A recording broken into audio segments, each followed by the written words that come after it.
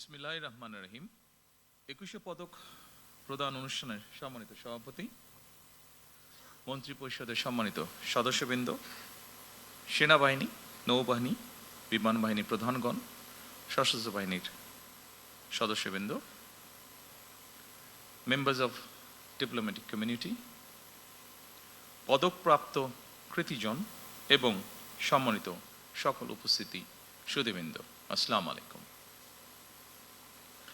আজকের এই মহতী অনুষ্ঠানে এমন কিছু কৃতিমান ব্যক্তিত্ব উপস্থিত হয়েছেন যারা শিক্ষা, সংস্কৃতি, শিল্পকলার বিভিন্ন শাখায় অবদান রেখে নিজ গুণে সমাদৃত হয়েছেন।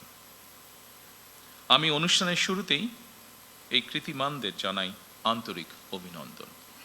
স্বাধীনতার ঘোষক শহীদ প্রেসিডেন্ট জিয়াউর রহমান স্বাধীন বাংলাদেশে প্রথমবারের মতন 21শে পদক প্রবর্তন করেছিলেন। এটি শুধু একটি পদকই নয়, বরং এই পদকের মধ্য দিয়ে 52 ভাষা আন্দোলন থেকে আজ পর্যন্ত বাংলাদেশের ঐতিহাসিক ঘটনাবলীকে স্মরণে আনার পাশাপাশি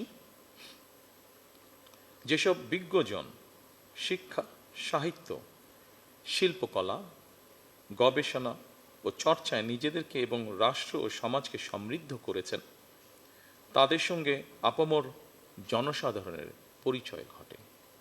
আমাদের এই যাত্রায় দেশের বিজ্ঞজনদের দিক নির্দেশনা অবশ্যই প্রত্যাশিত।